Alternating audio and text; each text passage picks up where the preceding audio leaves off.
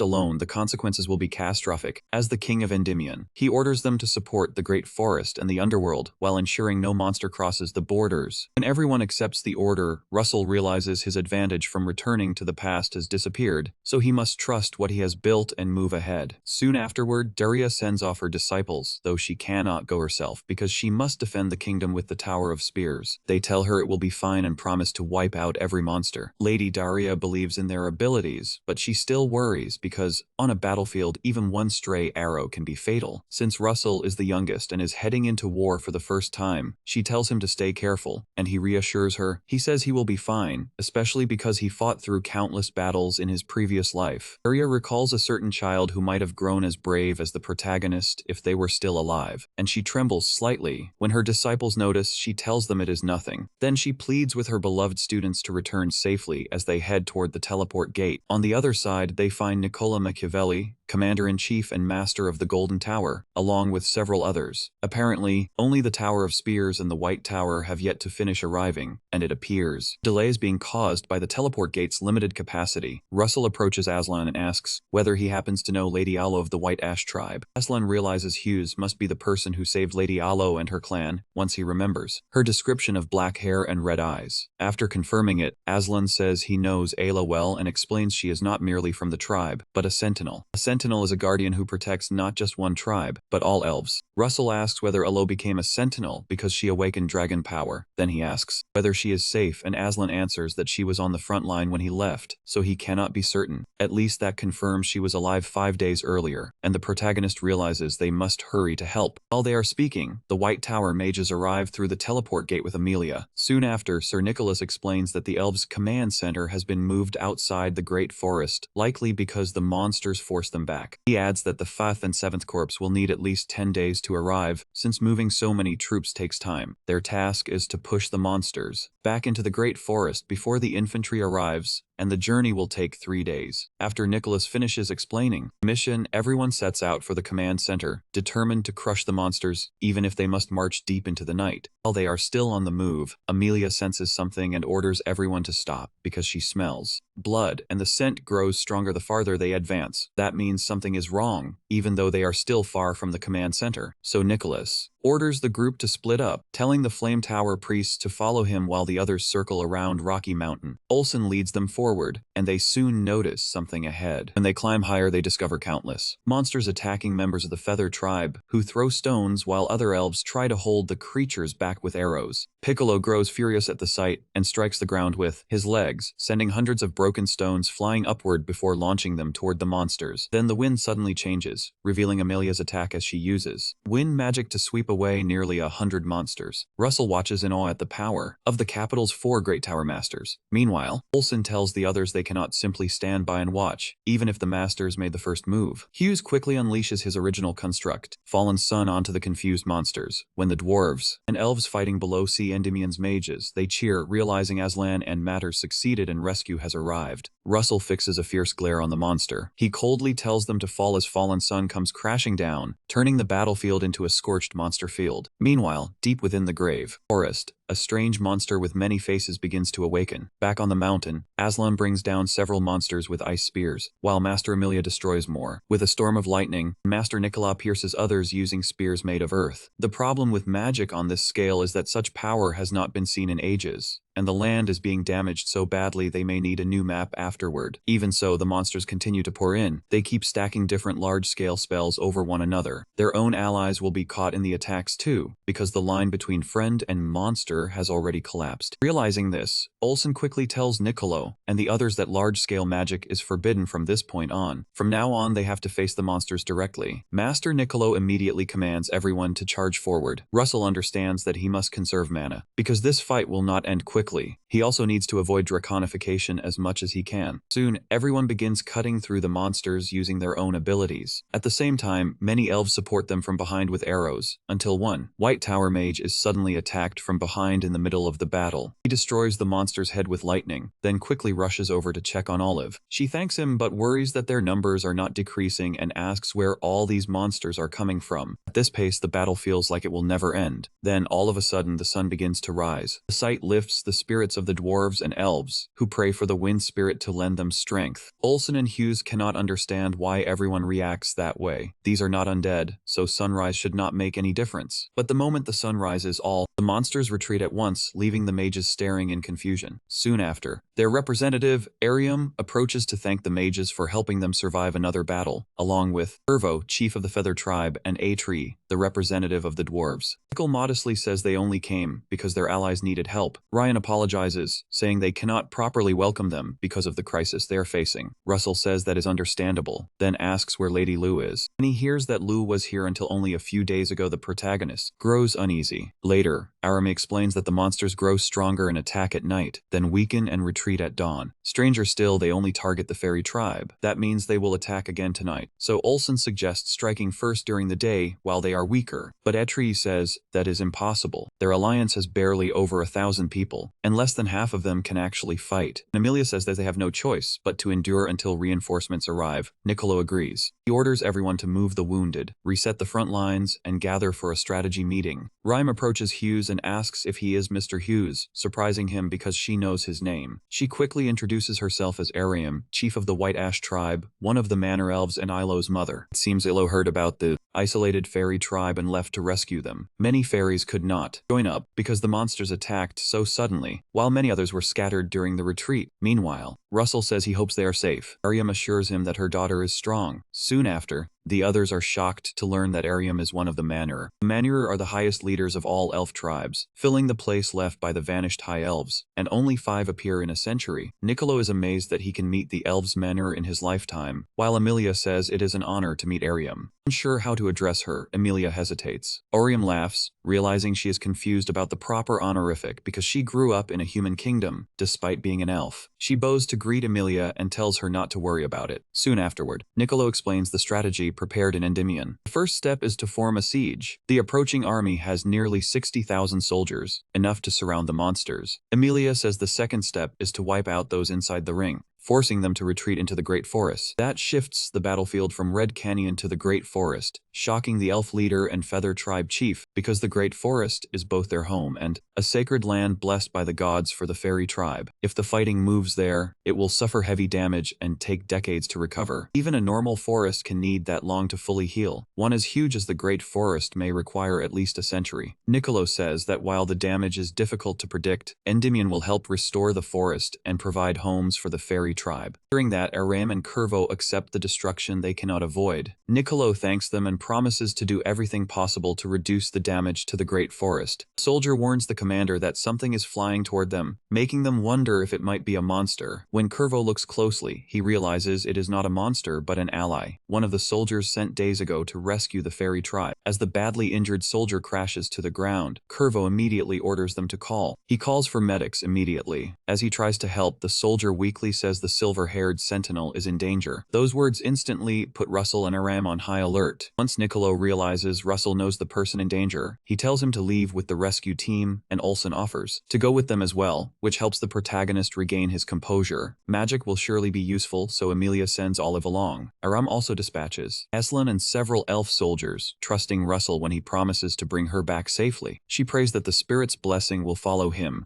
The rescue team sets off, and before long everyone senses movement up ahead that appears to be flying monsters. Olsen tells her to keep moving, saying they will handle them, and soon they encounter hundreds of vulture-like monsters called Great Rock, creatures usually found in the west. The elves swiftly form battle lines, and Russell uses a skill known as Red Lightning, along with a powerful electric burst, knocking many of the creatures down at once. As Olive continues forward, she realizes that although both she and Russell are at Tower Lord level, the difference between them is still shocking. As they press on, a thunderous explosion erupts behind them. Olsen has targeted a huge pack of monsters at their rear, unwilling to leave. Everything to Hughes alone. When the monsters are blasted away, he excitedly wonders whether Olsen is truly a mage or some kind of martial artist. The overwhelming force makes everyone else hurry back in alarm. Olsen then jokes that perhaps he went a little too far, just as they are about to take a short rest. Selin tells them to leave the remaining monsters to his group, promising they will follow after finishing the fight. With that, Olsen and Russell sprint after Olive at full speed. The protagonist can only hope Elo is still safe. Meanwhile, deep inside the Great Forest, Elo and the other elves continue maintaining the barrier, prevent the monsters from forcing their way through. Before long, everyone begins running low on mana, and Elo wonders if they can endure until dawn while praying reinforcements arrive. Soon after, one monster breaks through the barrier, and before they can react, another follows. As Elo draws and fires an arrow, he calls upon Uras, the wind spirit, for power and releases a gust-charged shot. Later that night, Olive senses powerful energies clashing beyond the mountains and tells the others they must hurry. They rush in that direction, while Russell prays they have not arrived too late. Beyond the mountain, after the monsters break the first barrier, Lady Yahello unleashes wind rain upon them and orders one of the other elves to raise the barrier while they still have a chance. Before that elf can respond, warriors behind them cry out for help, saying the rear barrier has also fallen. Elo instantly turns around and fires at the monsters there, but Russell suddenly flashes through her thoughts. She feels embarrassed for thinking of him at such a moment. Then, out of nowhere, Hughes arrives and raises a wall of fire before her, burning back the monsters charging in. Ilo's face brightens when she sees him. As the fire mages land, Olsen decides to create an opening for Russell with one of his original constructs, Flame Strike. The attack drives several monsters back and allows him to reach Ilo and confirm she is safe. She says she does not know how to repay him, but he reminds her that he is a mage from an allied nation and simply did what needed to be done. He tells her to lower the barrier when ready so they can clear the monsters beyond it before more arrive. When Ilo points out that the children and wounded cannot keep up if they leave immediately, Russell reassures her and asks Olive to take care of it. Olive quickly casts magic over the entire fairy tribe, allowing them to run faster without growing exhausted. Ilo suddenly feels her body become far lighter. Right after that, the combat support team arrives and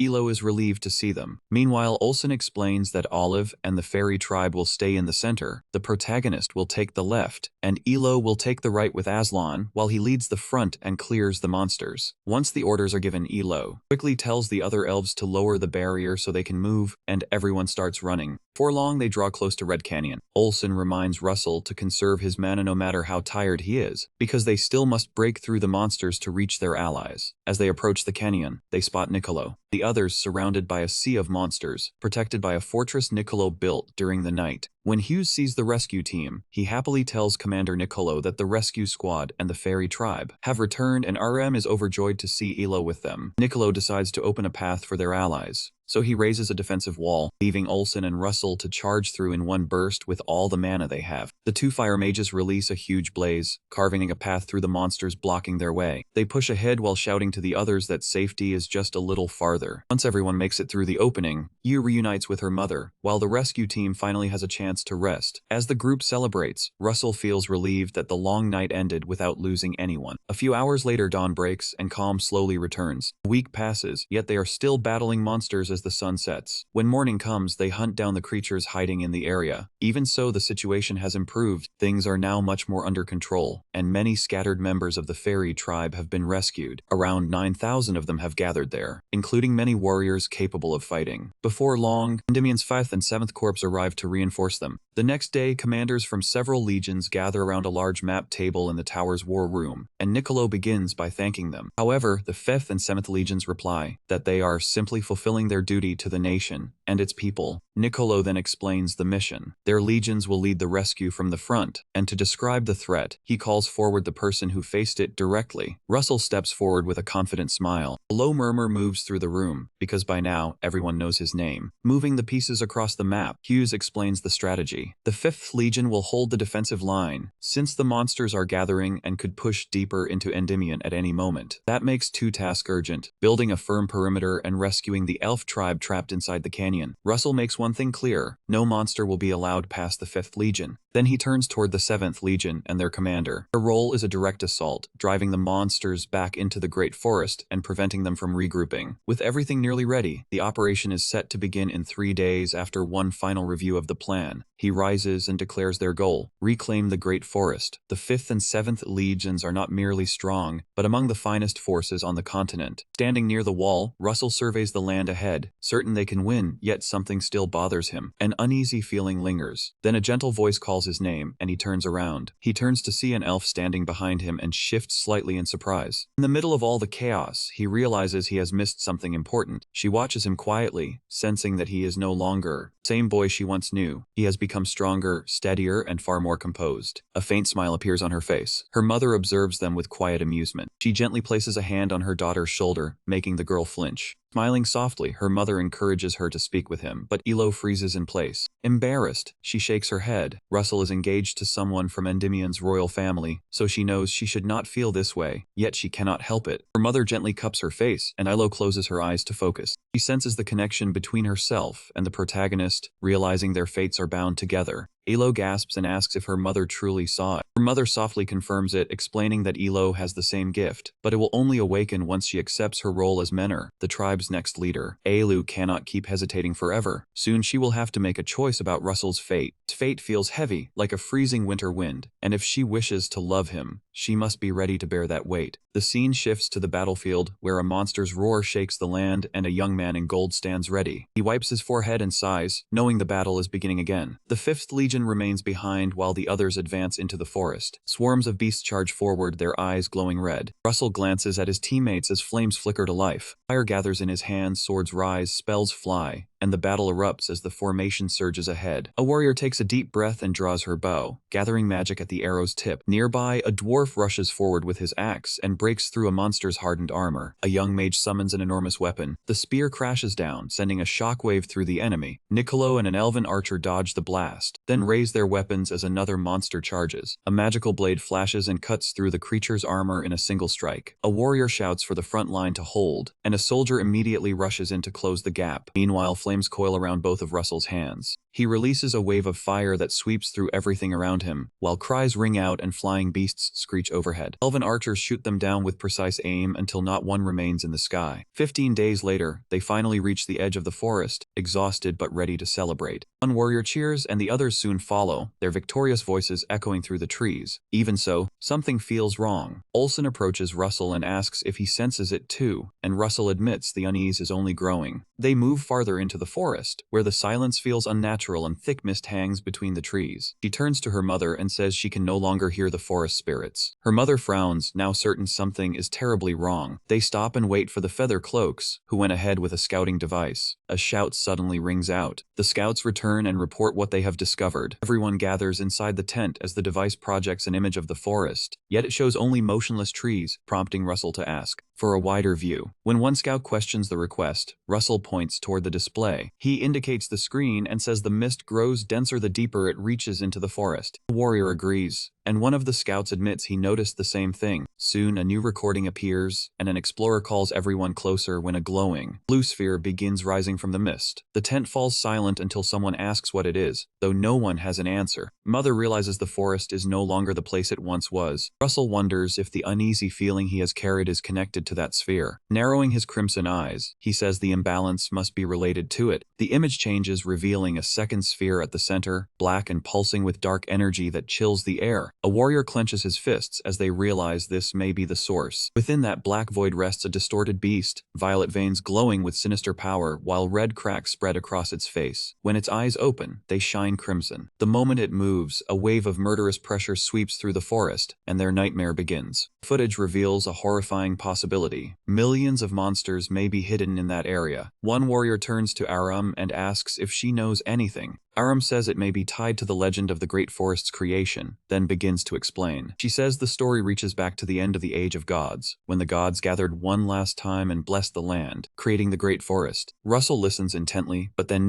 Piccolo interrupts and asks if Gaia truly created the forest. If so, perhaps its purpose was not only to nurture life, but also to seal away those monster hordes. Hughes seems to sense a flaw in that theory. If the gods still existed when Gaia created the Great Forest, why seal the monsters instead of destroying them? Something about the story does not fit. Olsen follows his reasoning, and Russell starts to suspect that Gaia may not have hidden the monster horde after all. An elf suggests sending an investigation team to test the idea, and the commander agrees. Meanwhile, the entire team gathers deep within the forest. Two scouts move ahead. One whispers that there is no sign of life, while the other says the forest still functions somehow, though it feels deeply wrong. As they continue, Niccolo raises a hand and orders everyone to stop. He arrives with Elo, who nods to show she is alright, but then he notices Ryan, standing still with her eyes closed as magic flickers around her. Elo says she is trying to communicate with the forest spirit, adding that many spirits exist beyond the 4 basic elements. Russell also mentions lightning. Ice, light, and darkness each have spirits of their own as well. She says she will show them the forest spirit. Suddenly, that energy spreads outward in spiraling waves from a tiny point, leaving the protagonist completely stunned. He had only heard rumors about this, while the others watch eagerly. Before long, Elo summons a tiny being made of earth and leaves. Its cute, doll-like appearance catches everyone by surprise. Then it speaks softly to Russell, making him freeze in place. He looks at Elo, uncertain whether the voice is real or only echoing inside his mind. Yahello explains that the forest spirit is actually a cluster of small spirits without its own mind, and she is sharing her awareness with it, so they can understand. She says it needs time to grow stronger because it still has no will of its own. Hughes thinks the method they use to control it feels very similar to controlling golems, but then, the spirit suddenly begins to flicker, and Yahello's expression tightens. She realizes that even summoning a spirit is almost impossible while the forest remains in such chaos. Ryan leans against a tree, exhausted while the forest spirits seem frozen in fear. Yahello asks whether her mother learned anything useful, but Ryan shakes her head. She says the darkness at the heart of the forest is the true problem. Russell stays silent and keeps walking, troubled by the thought that something is hidden within that darkness. A sudden scream pulls him back to himself, and someone rushes ahead, using wind magic to cut through the trees. The group quickly follows, pushing through the heavy air. The green-haired warrior frowns as the thickening mist presses against his mind. Then they discover a field littered with broken armor and fallen bodies, where bloodied blades reflect red and violet light. He realizes the 7th Legion may have been overwhelmed without understanding what happened. At the center of the forest, a huge sphere of violet energy hangs in the air, and silence falls as the tension sharpens. Then the ground begins shaking as massive stones shift into place, their runes glowing unnaturally. Niccolo realizes they are keystones for ancient magical seals, and he wonders who set them there and what they were meant to restrain. He orders everyone to investigate the area before nightfall. While they search, he notices the sphere pulsing violently, and the earth begins trembling even harder. Niccolo realizes the tremors are coming from the darkness itself, but what he does not know is that he is standing directly above a crimson-eyed demon. Sensing the dark presence, he shouts for everyone to retreat, but it is already too late. A massive burst of dark violet energy erupts, shaking the entire area as a giant red hand slams into the ground, followed by an arm that rises while pulsing. Crimson veins throb across it, and multiple heads appear, making the warriors freeze in terror. One warrior staggers back while another stammers in disbelief. They realize the ground is not merely shaking, it is alive. Niccolo grimly identifies it as the Econ, a remnant of the Titanomachy, meaning the Forgotten War is returning. Those titans once tried to seize control, but the dragons sealed them away with a power they could not overcome, making Yahello gasp. She says the demon had been hidden there all along, and her mother admits she never imagined something like that could remain concealed in the forest. She warns that if the creature gets loose, it will bring disaster upon the entire world. A red light erupts from the abyss, and a roar tears through the silence. Shockwaves rip across the ground and send people flying. The roar alone feels powerful enough to end lives. Yahello flinches, overwhelmed by the rage pouring from it. Her mother keeps the barrier raised and warns that this is not mere anger, but pure destructive intent. Russell tightens his fists and says they must stop it now. This is their only chance. Niccolo is caught off guard, yet he quickly steadies himself and keeps his gaze fixed on the monster, saying they cannot afford to lose. Far away, a hooded figure stands near a cliff's edge, stunned by the sight before him. He realizes this is not a titan, but something even worse from the Recon race. His expression slowly twists into a grin as he whispers that a god is being reborn. Someone steps in and tells the hooded man this is the ending he wanted. Startled to see Charon, he asks why he is there. Charon remains calm as darkness gathers around him. He says it is disappointing that Ho is not pleased to see him, then adds that he brought a gift. Ho mutters under his breath while Charon explains that the keystone for healing magic is much stronger than the one used in Tartarus. Ho smiles and Charon gives him a small nod. Surrounded by dark mist, Charon asks if Ho knows whose seal is about to break. Still staring at the box, Ho says it belongs to a Recon race creature from the Titanomachy era, naming Brigerius, the vanguard general who once frightened even the gods. The heroes group stands frozen as Ho coldly mentions telling the Fire Witch about her apprentice's deaths. Charon opens a green portal and laughs, saying he cannot wait to hear that conversation, but his voice turns sharp as he warns Ho that failure will cost more than his life. The seal breaks, light bursts out, and one warrior shouts that the seal has vanished, while another tells everyone to stay calm, believing the creature is still weakened. Beneath the dark sky, Brerus rises, crackling with wild energy. He has not recovered all his power, yet he remains a tremendous threat, and Russell grips his weapon, saying they must bring him down now. Master of the White Tower raises her hand and summons green power. Her concentration is absolute. As she fires a beam of cosmic energy straight at Brerus, the creature turns its glowing eyes toward her and charges. The protagonist hears a voice inside his head. It is Niccolo, speaking at the same time, saying Brickshow should be stronger. Green energy coils around his arm as he drives his fist into the ground. The massive blow that shakes the entire battlefield. Russell rushes to the White Tower Master and asks if she is all right. Dazed on one knee, she says she is fine, though she silently hopes her spell will hold. Out of nowhere, Niccolo appears and casually says he is sorry for being late. He casts a spell that turns the ground into sand, but Brioris ignores it and continues forward. Niccolo shouts for everyone to attack at once. The warriors release waves of red and green energy, and the resulting blast shakes the entire battlefield. Brioris is knocked down with a howl. At the same time, two meditating mages draw on the forest's power, and vines rise to bind Brioris in place. A great spirit appears and wraps him in enormous stone arms. He struggles fiercely but cannot break loose. One warrior smiles, thinking victory is already theirs, but another quickly warns that it is still not enough. Brioris shatters the stone arms with one tremendous strike, sending fragments flying everywhere. Then he roars at the warriors and calls them useless. Dark energy gathers in his mouth, and he releases a dangerous blast. The mages cry out in shock. No one had expected the monster to speak. Every step he takes makes the ground tremble. He looks down at the warriors as if they are insects. Niccolo drops to his knees, gasping, while Brioris mocks him, saying he must want to be devoured. With a cruel grin, Brioris threatens to tear them apart and enjoy it, but Niccolo stays calm, looks up and hints that he missed something. Then a huge wave of energy lights up the sky. Russell's fist crackles with lightning. Niccolo urges him to prepare the final strike while he tries to hold the beast in place. Brioris pauses for a moment and looks toward the black-haired fighter. Russell gathers a spark in his hand. A massive bolt of lightning crashes down. Niccolo can hardly believe someone in the sixth magic circle can produce that much power. Behind the shining barrier, Elo realizes Master of the Fire Tower had a good reason to support him. Russell hovers in the smoke, with lights swirling around him, and the spell is consuming far more mana than he expected. Even with such force, it is still uncertain whether the monster took the full impact. He stays focused, convinced that his attack landed. But the enemy is still standing, its red eyes burning brightly. His allies can hardly believe it, and Niccolo realizes the attack only bought them a little time. Breathing hard, the protagonist is stunned that the beast endured it. The creature growls that his magic reeks of dragon energy and demands to know his connection to Kinsung. Russell has no idea who that is. The creature's fury swells as it says the name brings back painful memories it wanted buried. Then, in a cold voice, it declares that now it is Russell's turn to fall. Suddenly a burst of red light flashes, and a sharp blade of wind shoots straight toward him. A red-haired man rushes toward Hughes, shouting for him to move. Looking up, he finally sees the attack coming. For the second time, he freezes. In the distance, the monster burns with fire on one side and ice on the other. Even after everything, it still holds its full strength, while a white-haired fighter watches in confusion, unable to understand why Alan is doing this. The sound begins to fade, and Russell staggers unsteadily. He stumbles back and tastes blood on his lips, realizing he has been badly injured.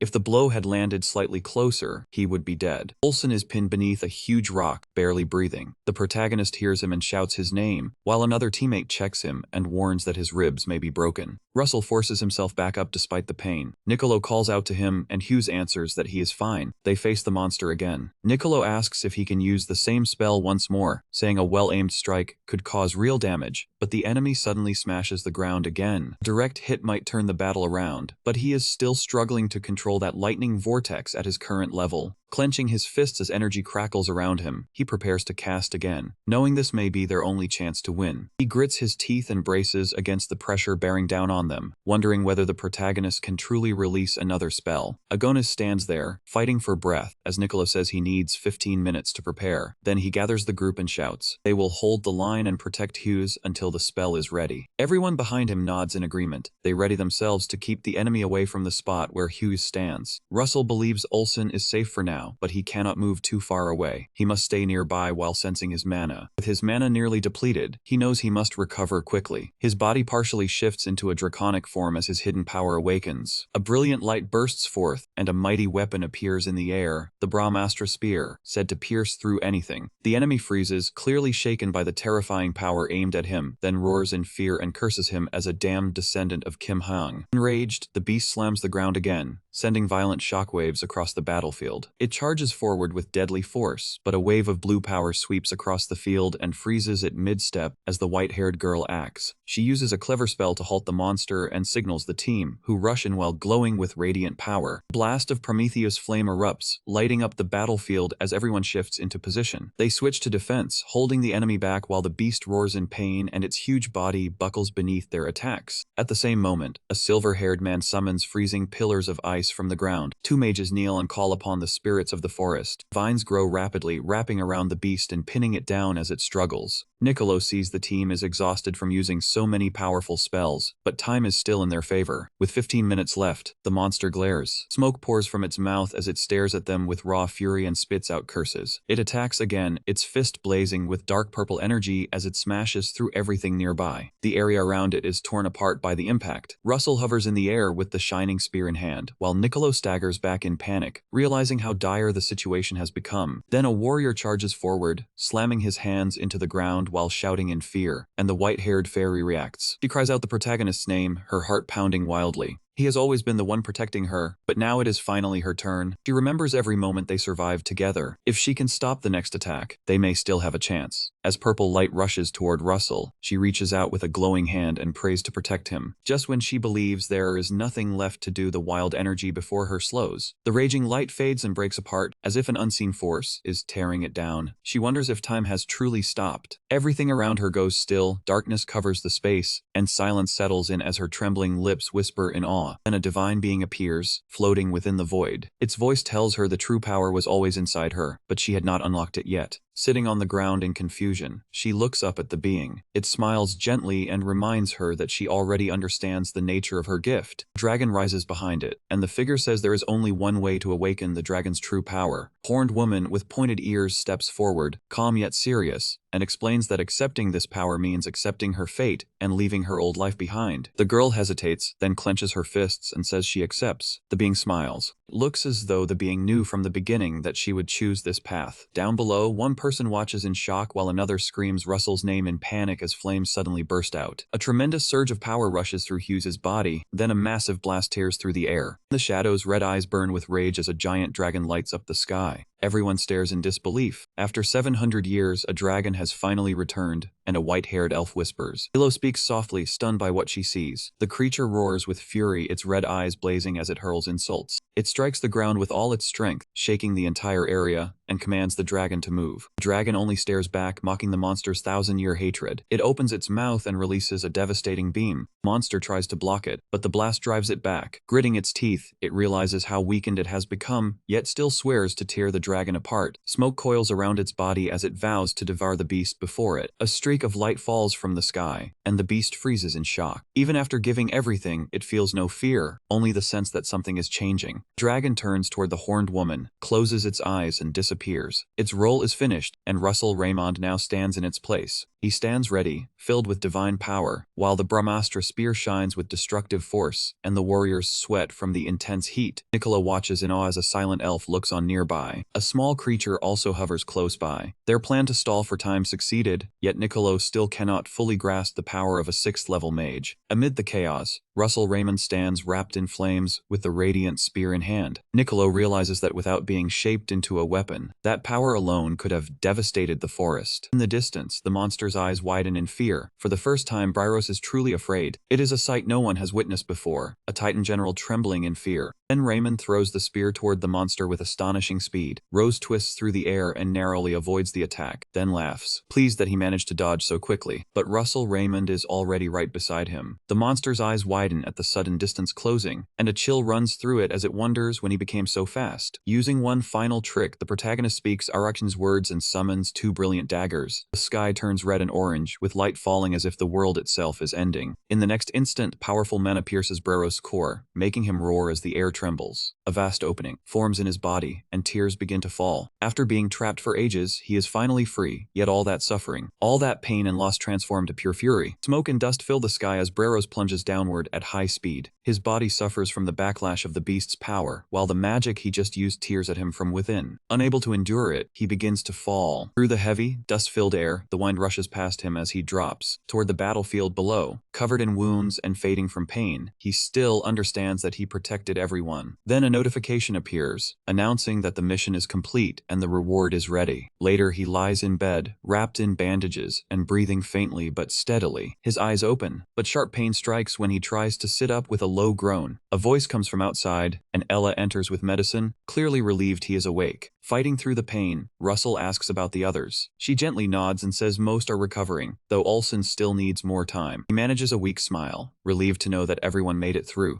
Then he looks at his arm and realizes something. He asks Ella what happened, and her eyes widen before she smiles, explaining that she accepted dragon power during the battle. From that moment, they became connected no matter what happens. He remembers an arm covered in dragon scales and the strange power that protected him. He begins to suspect she may have been the one who saved him. She smiles softly, almost encouraging him to understand it himself. He admits he is not completely sure, but he has a strong feeling. Then she explains. She speaks of the next generation of dragons serving the ancient dragon emperor. Their bond is not coincidence, but fate. Russell Raymond looks at her with concern and asks whether she is all right, saying she should stay by his side for now. He worries about what this dragon power might do to her, but she only smiles. She says she chose this path herself. She has not changed, and she is still the same person. Her grip tightens, making her decision unmistakably clear, and his heart begins to race. It is her choice, even though he already has another companion. Knowing she wants to remain beside him means more than she realizes. After a pause, she asks what she should call him now, since Dragon Emperor feels too formal. Russell Raymond simply shrugs and tells her to choose whatever name she likes. After thinking for a moment, she suggests Master, making the protagonist laugh as he tells her to use his real name instead. She tries saying Hughes several times, improving with each attempt, and her smile grows brighter once she decides to call him by name. Across the room, Niccolo watches with sincere eyes, thanking him and saying many lives would have been lost without him. Even while he is still recovering, Russell sits up, refusing to rest while others still need him. He gives a clever smile and says he never could have done it alone. He reminds Niccolo of the time Niccolo saved him, saying he is only returning the favor. Niccolo falls silent for a moment, then nods and thanks him. He asks whether the protagonist has seen everyone, and the protagonist nods back with a smile. Niccolo laughs, says it must have been noisy in here, and tells him to rest a little longer. Once everyone leaves, Hughes collapses back onto the bed, completely drained. But rest is not on his mind, and he soon rises again with determined eyes. He takes the third golden mask he earned after defeating Burroughs. It helps him stay focused and strengthens his resistance to mind control, allowing him to better withstand dark magic, curses, and illusions. He looks at the three floating masks. One improves attack control, another strengthens defense, and the third guards against mental manipulation. Since he cannot use all three at once, he decides to fuse them. Pain surges as energy rushes through his body, but he grits his teeth and endures. The masks slowly merge and return to their original form. The system confirms that he has obtained the Crown of Solomon, containing the full power of all three. As it shines with brilliant light, the legendary figure of Solomon, the ancient king of mages, appears before him. Russell Raymond is stunned. Legendary relic is now standing right in front of him, but then he notices something odd. The crown is far smaller than he expected. The tiny crowns spin around him. He wonders whether they are summoning relics. Suddenly, one breaks away and flies toward him. He flinches as a strange sensation spreads through his body. It feels as though another version of himself has appeared. His body glows with a red aura as a powerful force awakens within him. Now he finds himself in a vast blue void filled with glowing symbols. It feels like he has entered another realm, and an unusual calm surrounds him as he floats through this magical space. Looking at the crown, he senses a living presence within it, helping with complex magical calculations. It feels as if part of his mind has fused with the crown. It truly sharpens his magic. But then something shifts, and part of his consciousness begins to separate. Suddenly, he feels something touch his leg. Pain jolts him awake, his body soaked in sweat. Holding his head, he sees a system alert stating that his original consciousness is nearly depleted and the crown's power is weakening, making him think of the backup mind stored inside the crown. It does not contain everything, only enough to bring him back if a curse tries to take control. He looks at the crown and smiles, determined to use its power properly. Back on the battlefield, Russell Raymond stands tall, his cape snapping in the wind. Magical flames rain from the sky, but he controls them with a simple wave of his hand. He raises his arm and releases bursts of magic that shake the ground, leaving a nearby onlooker stunned. Looker is stunned, since Russell needed only 10 days to recover, and now he seems even stronger and faster than before. Another man laughs and says the protagonist, Raymond, always has a habit of pushing himself too far. Olsen steps forward and challenges Russell Raymond to a hand-to-hand match without magic. Russell hesitates for a moment, then accepts. The ground trembles as the first punch lands, sending dust swirling through the air. Olsen spins away and laughs. Certain he will recover on his own, Hughes watches the fight and wonders whether this man can truly be called a mage. As the match grows fiercer, a sharp sound slices through the air, and a soldier shouts from the tower. Something is happening. Most of the monsters may be gone, but danger still remains outside. Then he sees someone flying through the air, and his heart sinks as mounted knights rush into view. One of them waves a red flag, clearly signaling an emergency. Olsen's expression hardens. He wonders whether the Empire has finally started to move. The soldier steps forward with a tense face and announces that a national emergency has been declared. Soon after, a flag marked with a strange symbol appears, followed by the cold presence of Grand Duke Bismarck, and Niccolo confirms. Bismarck has finally revealed his true intentions. He slams his hand on the table and asks if Endymion is under attack. The answer is clearly yes, and then flames. Flames rise into the sky as 5 magic towers, along with the 13th and 21st legions, launch a full assault on the capital. Russell clenches his fists, rage burning in his eyes as Blaine's words about Hecate echo in his mind. This is the man who destroyed his family, and Blaine is clearly tied to Duke Bismarck. Confusion grips him. Why are his master and the guardian of the Blue Tower in the capital? In the next instant, both of them vanish from sight. The group turns in shock as the old man, with silver hair, and the battle-worn woman disappear, without leaving a trace. Olsen slams the table in fury, angry that all of this happened while he was away. Russell Raymond stands calmly beside him and says their master cannot have lost. If he had, the enemy would already be spreading the news to crush morale. The silver-haired girl folds her arms and agrees, guessing Duke Bismarck likely trapped him somewhere. The protagonist begins to think the real target may be the throne, which means the king and princess could be in danger. Niccolo interrupts. He says Sir Gilliam Pearson is protecting the king, while a blue-haired knight guards the princess. Even so, the situation is grim, and a chill runs down Hughes's spine. If the enemy has someone as powerful as a tower guardian, then Hecate is in serious danger. One name keeps echoing through his mind, Hecate. A knight from the 7th Legion urges everyone to leave immediately and crush the enemy. Niccolo raises a hand to steady them. Even if they leave now, they cannot reach the capital in time, so he asks Sir Hughes for the fastest route. A mage at the gate says teleportation would be the best option. However, the gate is probably down. Another route is Ruber Gorge and the magic tower near the capital, but that would still take a full day, which Niccolo says is too long. Russell looks at him and asks whether he knows any faster way to reach the capital. Niccolo hesitates. A box opens, revealing the rings of Eros and Psyche. The ring of Eros can send its wearer directly to the person holding the ring of Psyche. The silver-haired girl says a guardian should use it instead, but Russell calmly explains that only he can, since the ring cannot be transferred after being bound. Someone squeezes his shoulder reassuringly and entrusts the mission to him. Russell swears he will protect the princess no matter what, as a bright blue light surrounds him when he activates the ring, and his red eyes narrow with determination. A mission alert appears, ordering him to protect Princess Hecate Ratmos until the rebellion ends, though the reward remains unknown. Inside the palace, the kingdom has fallen into chaos. Warriors shout orders to hold the line and push back the rebels, while royal forces regroup at Ginevro's western gate. Someone shouts for the wounded to be pulled back, and for the front line to hold firm. At the same time, medics hurry for more supplies as the number of injured continues to climb. Nearby, a knight groans from a serious chest wound, while another kneels beside him and tells him to endure the treatment, no matter how painful. A soldier sees Hecate and freezes. She kneels beside him. She gently takes his hand with a soft smile, reminds him that none of them are disposable. Before he can answer, her eyes widen as the western gate falls. Voices call for one final stand, even if it costs their lives, and the warriors grip their weapons, ready to fight to the end. Then an explosion tears across the battlefield, fire sweeping over the soldiers as their cries vanish into the smoke. Through the flame steps a lone figure in a red robe, looking almost bored as he wonders whether this is still necessary now that the main mages are gone. Behind him stands a silent squad in red. Arcarian Ergo steps forward, introducing himself as Blaine Trilogy's first disciple and the head of Red Tower Cargo, Princess Hecate. Hecate cuts him off with a furious glare. Arcarian smiles and says he does not even deserve to be called Lord, while one of his people adds that only royalty earns that title. Hecate draws her sword, purple flames glowing along the blade, and declares him unworthy of knighthood. A nearby soldier, Arcarian, brightens at the sight of such a royal treasure, treating it as a stroke of luck. A group of knights urges Princess Hecate to flee while they hold the line. Fighting back tears, she calls their names, torn between sorrow and resolve. In the middle of it all, her enemy smiles and says this is where everything ends for her. A fierce blast erupts and flames swallow the battlefield. In the confusion, her guards try to guide her to safety, but the fire blocks every escape route. Hecate lowers her gaze. She whispers an apology to the one she loves and grips Iran tightly. Holding on firmly, she promises they will meet again in another life. Impact shakes the ground and sends a knight flying back, his shield breaking apart. From afar, someone senses a strange distortion in the air, like dark magic twisting reality itself. Panic spreads when someone screams that the flames feel like the fire tower guardian's power, and a white-haired figure goes completely still, while a man in red stares in disbelief at an enemy he believed was gone. Kate gasps in confusion as she peers through the smoke. Then a voice cuts through the chaos, and Russell appears. His face is filled with worry. Kate trembles as she calls his name, while nearby a man with golden eyes can hardly believe he sensed a teleport gate. His expression hardens as he decides to offer the enemy's head to the Grand Duke, until a mocking voice interrupts. A voice echoes, saying it has been too long. Holding Kate above the ground, the protagonist fixes Arcarian with a sharp glare and demands to know what he did to their master, but Arcarian only smiles and says he is not close enough to deserve an answer before giving a signal. He turns to his team and commands them to seize the princess no matter what it takes. Russell quickly senses that every enemy mage is far from ordinary and shouts a warning. He yells for everyone to retreat as a fierce blast erupts, while one mage calls forth burning warriors to overwhelm the rebels. Tyrion steps into the fight, sending out a sweeping surge of fire while mocking them for their reckless confidence. C charges ahead, resolved to keep Arcarian away from Kate. Blue lightning crackles from his fingertips as he cuts through the flames, catching Arcarian by surprise. He follows with a lightning strike that shatters Arcarian's shield and throws him backward, making Arcarian groan in pain. Arcarian curses Russell for using underhanded tactics, and immediately launches a counterattack. He releases a huge burst of flame, swearing to reduce him to ash, but the protagonist does not move. He stands his ground, prepared to respond with his cannon technique. Their magic collides in a blazing explosion that sends tremors across the battlefield. With his hands steady, Russell is impressed by his opponent's speed and strength. Arcarian may not be a monster, but his casting speed is a serious threat, and Russell realizes he has skipped something. By avoiding heavier spells to move faster, Arcarian has weakened their impact. A faint smile begins to form on Russell's face. Just as he prepares to strike back, something unexpected happens. A massive serpent made of fire suddenly lunges straight toward him. Russell's eyes sharpen as sweat runs down his face, yet he keeps his composure. He sweeps one hand out and twists the flames like a raging beast, driving them across the field. He knows he cannot afford to panic. Kate watches the protagonist battle on, while her fear continues to rise. Near a tower, several mages perform a strange ritual. From the shadows, a mocking voice calls the golden student a failure and names Brayar. Else lies still on the ground, unmoving. A figure steps over him and says with wild eyes that the true target is the enemy faction. With a crazed stare, he vows to bury Endymion in flames. From the darkness, a masked voice coldly declares that Endymion and all its disciples will be erased, though the barrier remains intact. Even so, the force crashing against it is terrifying. Magic and raw strength strike it like a massive battering ram. He looks down at his torn robe and mutters a curse as a royal knight arrives. The knight rushes in and urges the princess to flee. Kate turns toward Hughes, worry written across her face, while the enemy notices. Seeing her attempt to escape, the enemy immediately gives chase, but he remains calm. He trusts the knights to deal with Arcarian's subordinates. Then a man in a red jacket bursts into laughter and releases a storm of fire, challenging anyone to endure it. Force makes the ground tremble, yet Russell remains unmoved. He holds steady within his magical shield, knowing defense alone will never be enough. Then a plan comes to him. The idea strikes him, and he summons the magic sword Gay Bolg, which unleashes a dangerous beam of energy as flames flicker around them. The man in the red jacket realizes what is coming far too late. The blast crashes into him. The impact hits him hard, leaving him badly shaken. He drops to his knees, stunned by defeat, his arrogance leading to his downfall. Russell cannot help but think. He thinks the fight would have ended more easily if the man had not been so full of himself. Far away, wildfire spreads as knights and sorcerers clash fiercely. Russell turns toward a glowing doorway. He quietly whispers one name, Kate, before stepping into the dusty light. Figures in red cloaks block his way. One staggers while the other starts to panic. Russell kindles a flame in his palm, smiles faintly, and throws it forward. The fireball strikes them, and their cries echo as they are swallowed by the flames. In a cold tone, he warns them never to speak of his master again. Kate breaks down and rushes into his arms, tears filling her eyes. She gently cups his face and asks whether he is truly all right. Hughes soothes her, saying he is fine, then touches the glowing ring she gave him. He explains that he cannot draw on its power because his magic is gone. They stand beside a shattered window as the wind roars toward the palace. Russell grows uneasy, but he tells her to remain calm. He believes Sir Gilliam will protect the king. Holding her hand, he says they must stand together. Once the enemy realizes Arcarian has fallen, they will pull back. Kate steps forward and declares herself Princess Endymion. Calling upon the holy sword erudite, she asks for the king's blessing, and light bursts forth. Russell is shocked as he feels his strength return. Then she begins to suffer. Kate suddenly collapses, and he catches her in alarm. Erudite has drained her life force in order to aid the others. She softly says she gave everything she had, Clutches her hand as the voices around them call out her name, honoring the sacrifice she made. A harsh voice suddenly cuts through the silence, mocking them for wasting time over a woman. The protagonist stays rooted in place with Hecate in his arms, feeling danger closing in. He shouts for everyone to move back. A red flag sweeps over the battlefield as a black-robed figure lifts one hand. His low voice rolls out like a warning, and the ground splits beneath them as a violent blast tears through nearby buildings, filling the air with fire, ash, and scattered fragments of weapons and armor. Through the smoke, the figure emerges, his cloak shifting as he simply says, "Blaine." A new nightmare begins, and nearby an enemy in a red cloak smiles with amusement and taunts Hughes, saying it has been far too long. Hughes raises a barrier around Hecate, gritting his teeth as he realizes this foe is stronger than expected. In the distance, the man looks stunned that Hughes survived such a powerful blow. He mutters in disbelief, finally understanding that this fight will not be simple. The protagonist breathes heavily, struggling to grasp how anyone could bring down a palace in mere seconds. This enemy is unlike anyone he has faced before. He gives a small smile when he notices Arcarian is gone and assumes Hughes defeated him. Quietly, he says he warned Arcarian that his arrogance would be his downfall. Hecate steps forward. Burning with anger, Hecate demands to know why Blaine betrayed the kingdom and pulled innocent people into it. His twisted scheme. Her voice trembles as she accuses him of aiming for her from the very beginning. Blaine only laughs, mocking her compassion, and even saying she might have been a passable king. Then he grins and asks if she has finished speaking, since he still has matters to settle with the king. Russell steps in between them and orders Hecate to step back. No words will ever reach a man like this. Knights hurry in, shouting for the princess. She gives him a relieved smile and says the king is safe. They had rushed over only after seeing the palace collapse. Blaine scowls at the growing number of knights and mutters that this is becoming a nuisance. The knights lift their weapons and roar, prepared to rush forward. All at once, a huge blast from Hughes makes the ground tremble. Fire erupts as Blaine is struck head-on and reels back in shock. Floating above, Hughes looks down and asks if Blaine truly means to stop him. He gives no reply, but his eyes say enough. Blaine laughs, saying he resembles Daria during their final clash. Then his voice changes, and he says Daria is gone for good, sealed away in the void. That leaves the protagonist shaken as he realizes how narrow the boundary is between the void and darkness. Blaine challenges him to surrender all his power to his master. Then he sends a flaming sword flying toward Russell, and Hughes calls on Solomon's crown to block it. The blazing blade crashes into the earth and triggers a powerful explosion. He realizes that the blade is moving faster than sound. Explosions rumble across the battlefield, and Blaine is shocked that a level 6 fighter could evade him. The protagonist understands he can twist time just enough to sense Blaine's next action. He can avoid it, but his allies remain trapped in the battle. If they move, they will be exposed. So he holds his position and summons 5 mighty spirits, spears called Gaybulg, launching them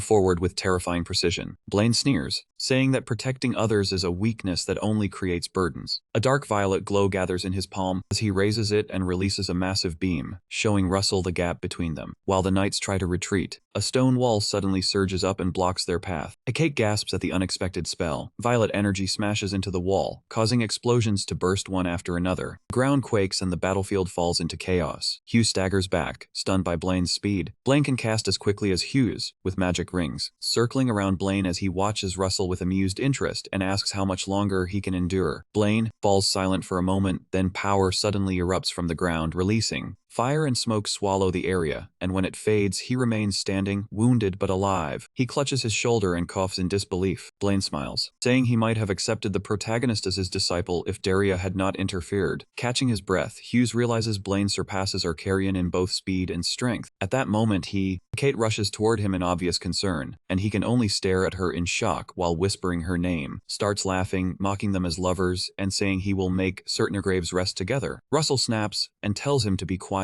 He lifts his hands, ready to cast another fire spell. Heat radiates from him as he prepares to attack once more. At that instant, a knight shouts for the princess to retreat, warning that they cannot hold on much longer. He raises an eyebrow as soldier mages enter the battle. Under his breath, he complains about the Duke's hidden plans and how troublesome this fight has become. As this continues, Russell struggles to stay upright. Hecate cannot reach him, and he tells her he is fine. He knows it is time to release his complete dragon form. Appears and tells him to take Princess Hecate's blue necklace. He turns to her and asks for it. She looks surprised, but after touching it, she finally hands it over. In startled silence, it is a keepsake from her mother, yet she exhales and gives it to him anyway. Russell thanks her, then channels mana into the necklace. A brilliant blue light bursts out, leaving them both stunned. System reveals the relic has regained its true form. It is a dragon scale. He expected horns, but accepts it and declares he will absorb the scale. Light coils around him as blue energy bursts outward and makes the ground shake. His eyes widen and sweat rolls down his face as he stares in disbelief. From the dust, Russell steps forward covered in black dragon scales, leaving Hecate staring in awe. The system announces that the protagonist's body has grown stronger, allowing the transformation to last longer with fewer side effects. Clenching his fist, he feels fierce power rush through him, one eye glowing as dragon energy fills his body. With the transformation completed, he stands proudly in black scales, radiating overwhelming strength. Blaine hovers above them and mutters that the rumors about Hughes's dragon blood must be true. Hughes glares back with firm resolve. Scar-faced man watches from afar and finally understands how McCrae Hughes was defeated. Russell turns to Hecate and tells her to move back. He will not allow her to be harmed. Blaine laughs as he senses the dragon mana matching his own and immediately wants to take it. Red and blue energy collide in the sky while Blaine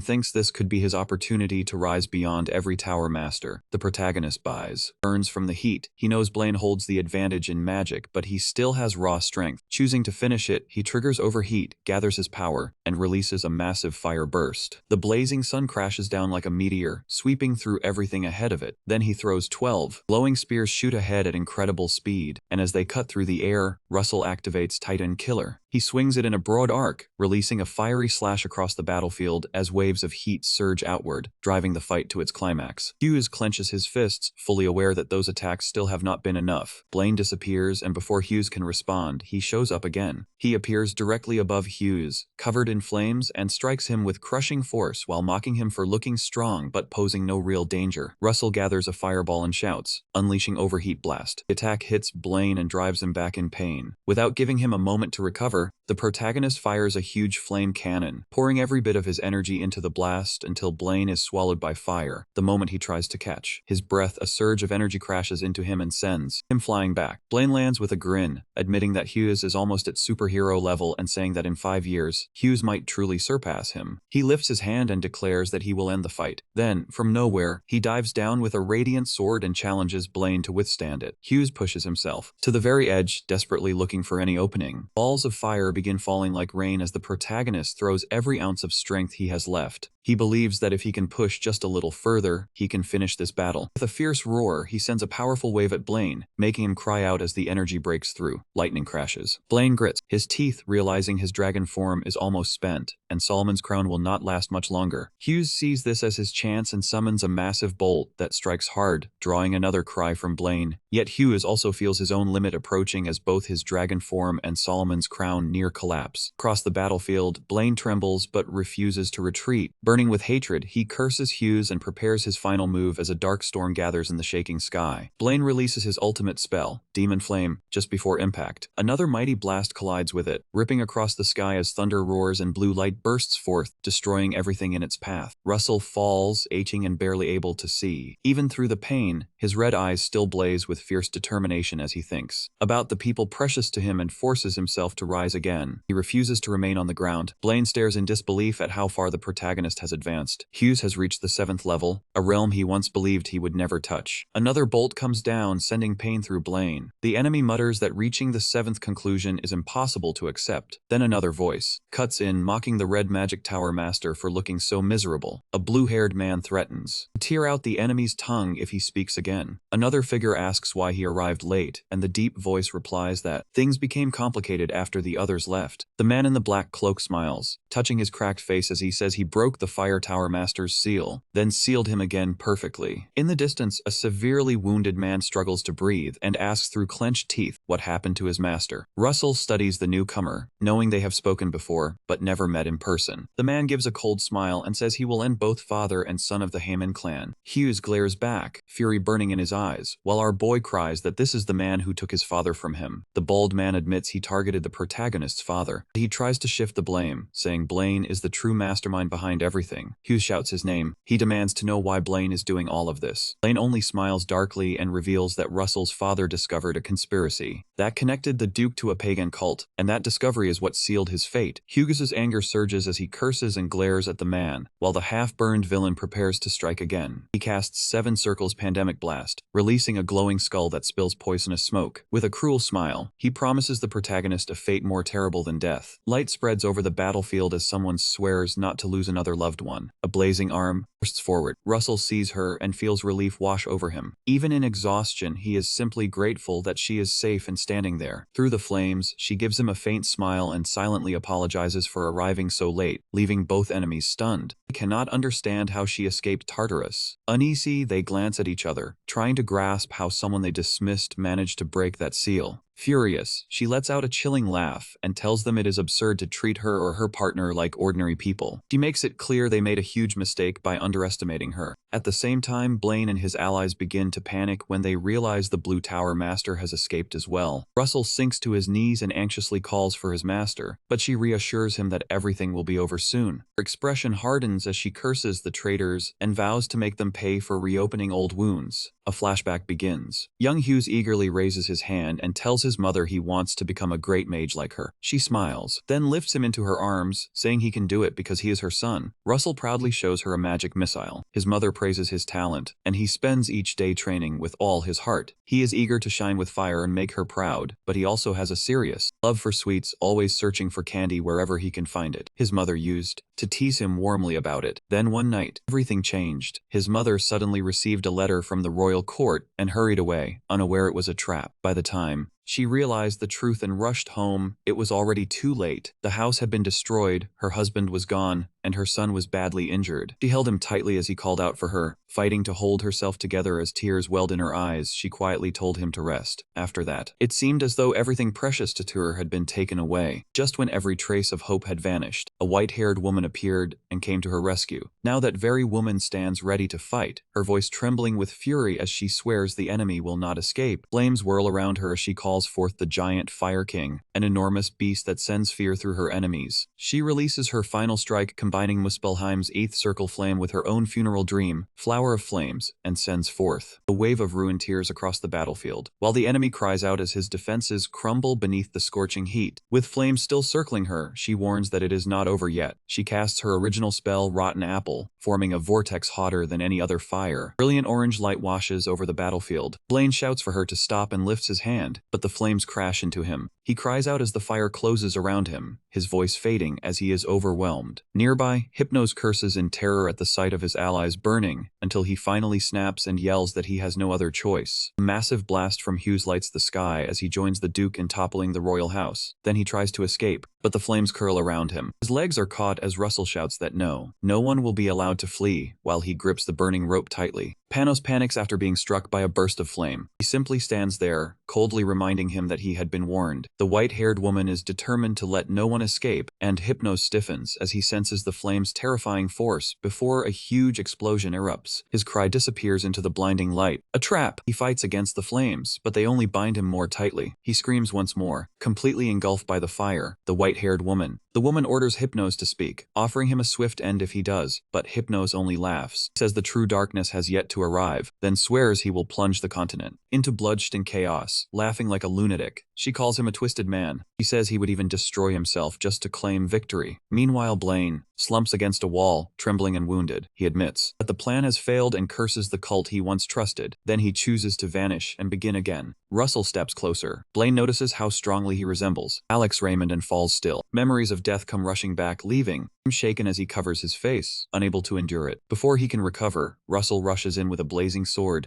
It strikes Blaine in the chest, and only then does he understand that the protagonist is Alex's son. As he collapses, Blaine murmurs that Alex Raymond has won, while blood spreads across the floor, bringing their long conflict to an end. High atop the walls, colliding energy shakes the air. A magic barrier holds firm as the knights panic and ask when reinforcements will come. Then a bearded mage appears and blasts the enemy with water, taunting them as they scatter. The soldiers cry that the fire tower has entered the fight, while flame beasts rush across the battlefield. One warns that Gillian is defending the walls, but the commander orders the troops not to retreat, saying they still have superior numbers. A knight curses her. He says the enemy is changing the course of the fight just before the walls give way. Another knight looks furious and demands to know how the monsters were released, blaming Blaine and Hypnos. A figure appears and points toward two burned bodies. With the setting sun behind her, she says they are no longer recognizable, but they were brought here for a reason. A woman shouted. She calls out the Grand Duke's name and rushes forward with flames in her hands, prepared to defend Russell and the others. A knight surrounded by purple light surges ahead, boasting about years of preparation. With clear contempt he shouts, and lifts his sword, ready to strike down anyone who stands in his path. Just as the situation turns dangerous, flames burst from Hughes's hands. The white-haired woman reminds him they still have unfinished business, and after a brief nod, Russell unleashes the flame of destruction, sending a vast firestorm across the battlefield. The purple knight is trapped within it, crying out as his armor breaks down and his body is reduced to ash. Then everything falls silent. One after another, the knights bow their heads, realizing the battle has finally ended. At dawn, sunlight pours through the shattered palace. The king speaks of rebuilding. He insists that the Golden Tower be used to help restore the people's homes, and the tower's leader agrees, saying they will begin immediately. Then the white-haired woman reports to the king and confirms that Hypno's warning was true. She explains that Hypno's warned someone is preparing to bring real darkness upon the continent. Seeing the gravity of it, the king orders everyone to get ready, then asks the Lady of the Flame Tower to look into the cult's movements, and she accepts without hesitation. Looking over a list of names, he pauses at Russell Raymond and cannot help smiling in disbelief at how quickly the young man has climbed. Meanwhile, Russell lies in bed covered in bandages, quietly sharing his concerns as the prince watches him with anxious eyes. The white-haired woman gently assures her that Russell only needs rest. She explains that he awakened his power recently and pushed too far, but his magic ring remains stable. In a flashback, the protagonist wears a faint smile during the final battle, showing remarkable endurance. The woman tells the princess to give him space and promises he will recover as he always does, while sunlight falls across Hughes.